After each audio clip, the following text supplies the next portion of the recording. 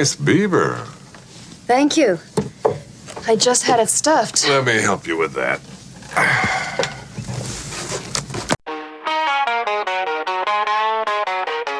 Well. Hollywood's done it again, folks. They've taken something that was perfect and decided it needed improving, like putting ketchup on your custard or turning butcher's sausages into vegan alternatives. The Naked Gun remake has landed with all the grace of a drunk seagull hitting a windscreen, and I've had the distinct displeasure of witnessing both. Now, I went into this cinematic catastrophe with the lowest possible expectations, which frankly proved to be wildly optimistic.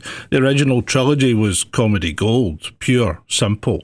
Leslie Nielsen wasn't just an actor, he was a comedic force of nature, a man who could deliver the most ridiculous lines with the stone-faced sincerity of a funeral director. The poor bastard's been dead for 15 years, and Hollywood's decided to dig up his corpse for one more shameless cash grab. Let's talk about Liam Neeson stepping into Nielsen's shoes, shall we? It's like watching a bear try to perform ballet. Technically, it would be impressive that it's even attempting it, but deeply uncomfortable to witness. Sure, the man's got the same initials and similar serious background, but that's where the similarities end faster than a Scottish summer. Nielsen's genius lay in his ability to remain completely oblivious to the chaos surrounding him. He wasn't in the joke, he was the joke, delivered with such deadpan perfection that you believed he genuinely had no idea why everyone was laughing.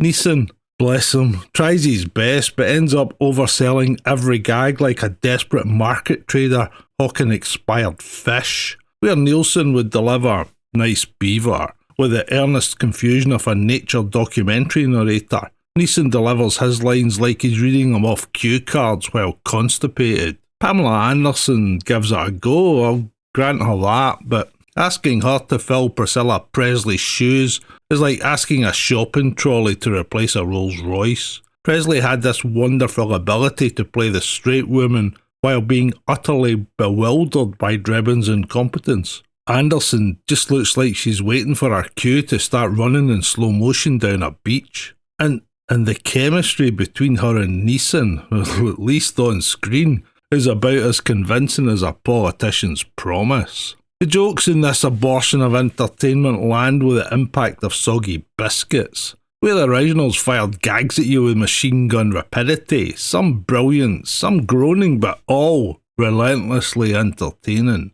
This remake spaces them out like a miser, doling out coins to beggars. There's a painfully extended sequence involving Drebin and a toilet that goes on longer than it really should, and it's just not welcome. The original films were surgical stripes of absurdity, precise, unexpected, and devastatingly effective. This remake is more like carpet bombing. Lots of noise and destruction, but most of it misses the target entirely. The writers seem to think that crude equals funny, which is about as sophisticated as thinking that shouting makes you right. What truly grinds my gears is how this film disrespects the memory of what made the original special. The Naked Gun trilogy worked because they were perfect parodies of police procedurals from a specific era. This remake feels like it's parodying, well, what exactly? Modern cop shows? Action movies? The concept of comedy itself? The Priscilla Presley cameo is particularly telling. A tiny wordless moment that serves as a reminder of what we've lost. She sits there, watching Neeson's bare arse on television with the same expression I had watching this entire film. That's horrified confusion. This remake misses a mark with the accuracy of a blind sniper with his shakes. It's not offensively terrible. That would require more passion than anyone involved seems to have mustered. Instead, it's adequate.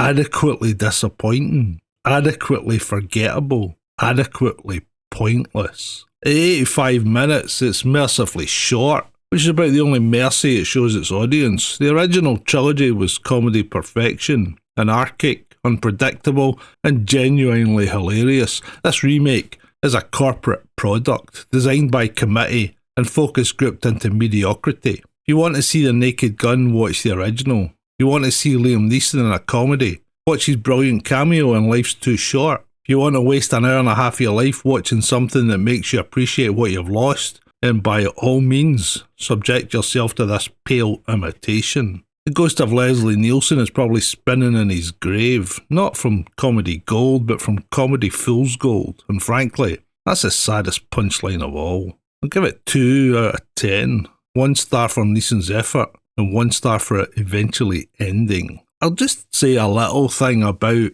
all these people going comedies back and we're allowed to be funny again in the absence of woke. I think you really need to have a reconsider of what comedy actually should be, and just don't jump on the first thing that mildly titillates you along the way, because this is not it. Now, if you'll excuse me, I need to cleanse my palate by watching Police Squad until I can forget this travesty ever existed. I'm great.